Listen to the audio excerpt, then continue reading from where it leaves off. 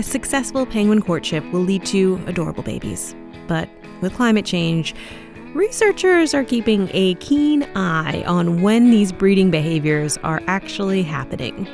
On this episode of the Oxford Sparks Big Questions podcast, we're asking, where do baby penguins come from? Hello, I'm Emily Elias, and this is the show where we seek out the brightest minds at the University of Oxford and we ask them the big questions. And for this one, we have found not one, but two researchers who are ready to dish about the secret love lives of our penguin friends. My name is Dr. Fiona Suttle, and I wear two hats. I'm both a penguinologist, that is a real thing, and a science communicator. And as a science communicator, it is my pleasure to look after Oxford Sparks as my day job. And of course, Oxford Sparks is the home of the Big Questions podcast. So it's very exciting to be here on the other side today.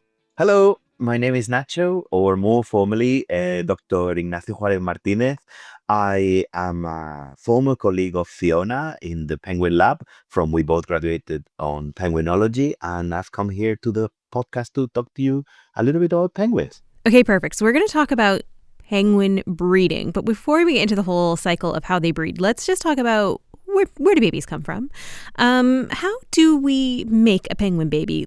Well, I think something important to say first, actually, is that there are 18 different species of penguin. Even though all penguin species live in the southern hemisphere, they're distributed all the way up to the equator. So if you think of all of the different environments that these animals are living in, then it becomes clear that they are adapted to a lot of different regions. And you won't just have anatomical and physical adaptations, but behavioral ones as well. So these different species breed in different ways when we're thinking about things like their courtship rituals and where they nest, how many eggs they lay, how many times they breed per year. So there's an awful lot of things to think about. But I think actually talking about the physical nuts and bolts of it is a really good place to start, because that is actually relatively conserved across species. So what happens? A mommy penguin and a daddy penguin love each other very much. When they get to that stage, the first thing to understand is that the male penguins do not have a penis. So this might be surprising to you or not, depending on how much you've thought about this kind of thing before. But penguins have a cloaca. So this is something the males and females have, which is a single orifice. So they do all their business here, all their excretion, urination, reproduction, it's all through this one hole. So I hope this doesn't gross you out too much. I'm into this. Okay, so we've got this one multidisciplinary, multifunctional hole. Multifunctional, yes, I like it. So the male penguin will approach the female. Once they've worked out who's going to mate with who, the female will lie down and the male will mount her. I think if I was to describe penguin mating in a couple of words, it would be quick and awkward. You might not be able to see Inaccio's face, but he's nodding in agreement. It's not kind of the most elegant thing to observe. But the female will be there, the male will be on her back, move his way down to her tail end. She'll then move her tail out the way, and the cloaca will touch in something which, this is going to be our Valentine's episode, romantically is known as the cloacal kiss. So this is how it happens. And so there's no penetration. They touch for a few seconds, and that leads to transfer of the sperm into the female's cloaca. And shortly afterwards, we have a baby penguin. So that's kind of how it happens. Has it always had a cloaca, or did these birds once have a penis and then the penis went away and now that leaves them to do their little rub together kiss? This is an excellent question, and something that's really interesting in my opinion. So evolutionarily speaking, the ancestor of birds did have a penis, and it's something that they've lost.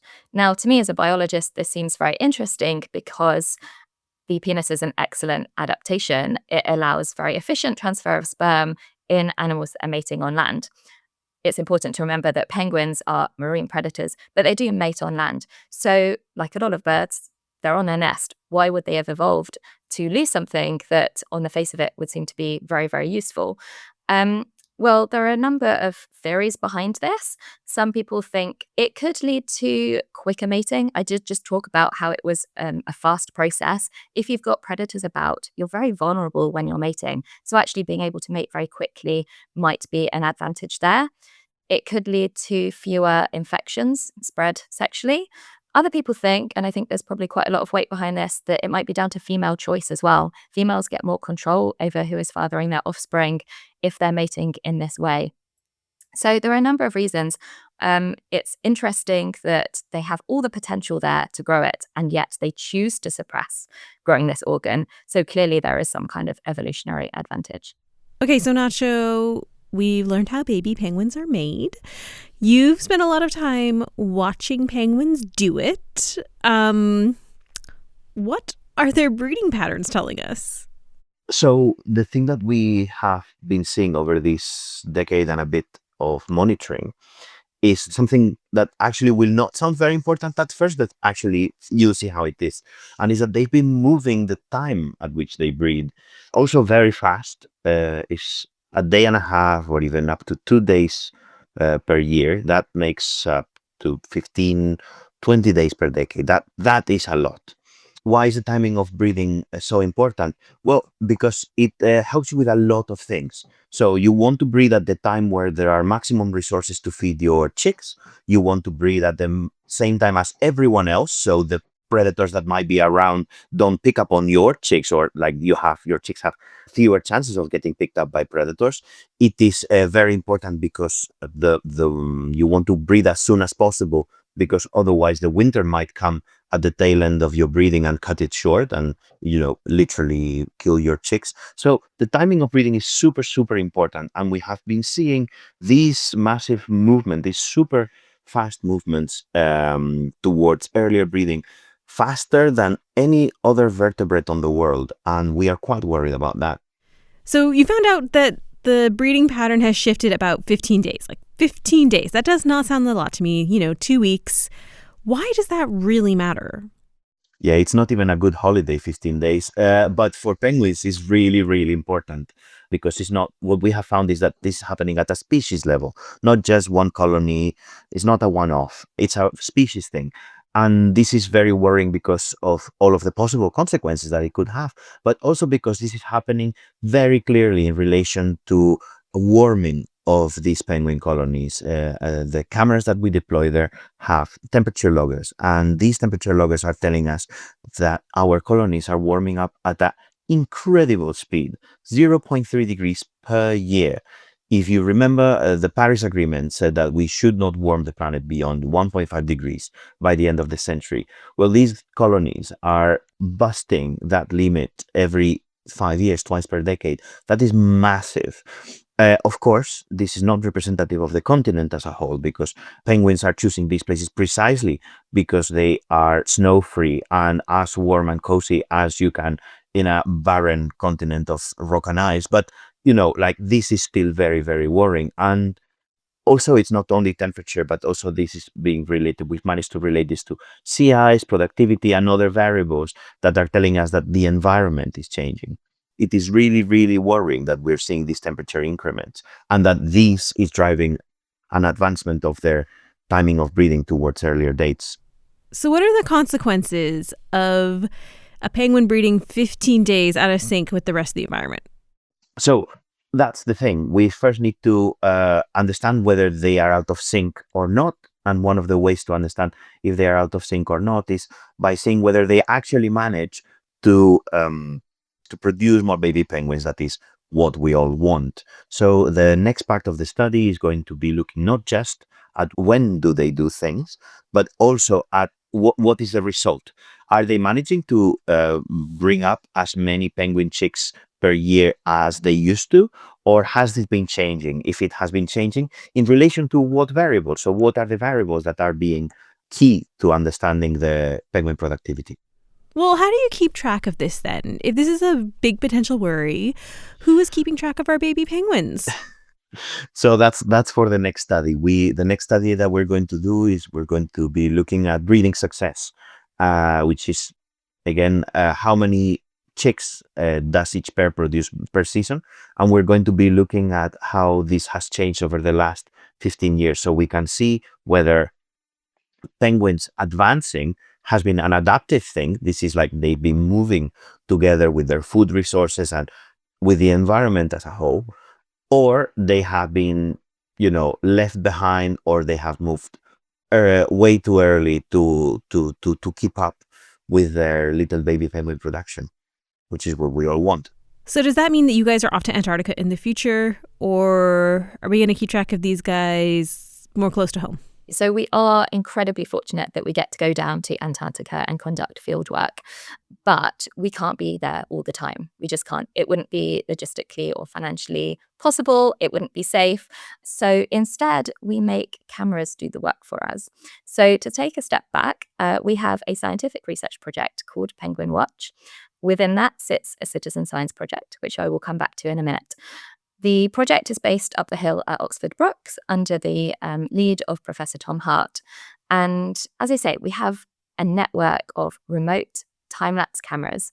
And what these do is act like a kind of CCTV, keeping an eye on the penguins when we can't be there. So they take a photo once an hour throughout the entire year. And these can tell us really valuable information, like when a adult penguin is first turning up to breed, when the first eggs are laid, when the chicks hatch. And they also tell us some useful environmental data, like the precise temperature in that location, which is really valuable for us. But we have kind of shot ourselves in the foot here, because we have 77 time-lapse cameras positioned all around the Antarctic Peninsula and surrounding Southern Ocean islands, taking a photo once per hour throughout the year. That leads to a lot of data, and we can't possibly analyze all of it ourselves. So you guys are just a couple people. We're just you're a tiny going to need team. more eyeballs. We have amazing collaborators, but we're just a tiny team. So what we do is we enlist the help of citizen scientists. So if you're unfamiliar with the term citizen science, what it means is it's when scientists like Ignacio and myself enlist the help of the general public. So people can sit at home in their cozy armchair, no need to get cold like Ignacio and I going out on fieldwork, and they're presented with one and then many of the images that we have captured, and they're tasked with tagging the penguins in those images so that we can keep track of what they're doing. And so anyone who wants to get involved with this, they don't need like some sort of fancy computer or anything to go, that is a penguin, that is not a penguin. No, absolutely. And that's what I really like about this. As you can probably tell, I'm really passionate about engaging the public in research. And what is better than getting people to help with real science without needing any kind of training or any experience? So we encourage school children to do this. Anybody can get involved. And one of the nice things about it is you don't need to worry about accidentally screwing up our data set, because we have measures put in place to control that. So we have multiple people looking at each image, and we can then take an average of their input so we can get reliable data. I think we have 9 million images in our data set, which is much more than either of us could have, classified in a whole PhD, even if that was the only thing that we did. It's absolutely mad. That's why citizen science is being so useful.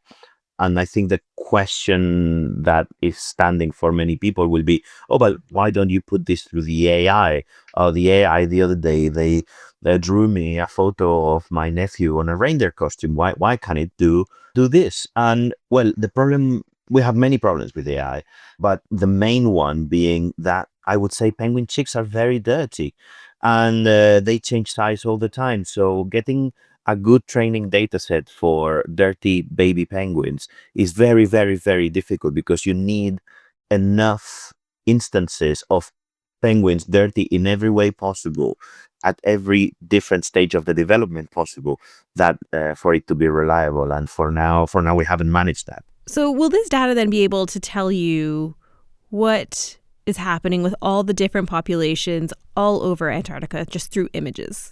The nice thing about this study is that we have, I think, 77 time-lapse cameras throughout Antarctica and the Southern Ocean. The nice thing is that we can draw conclusions about almost the whole species range. So we can draw conclusions for the whole species, not like, oh, there's this colony that is doing that. No, we know fairly with a good level of confidence that this is species-wide behavior, which is much more worrying in our case, but much more interesting to understand what is happening at a species level. I feel that's the super cool thing about this study. I mean, we've come a long way from talking about penguin penises a few moments ago.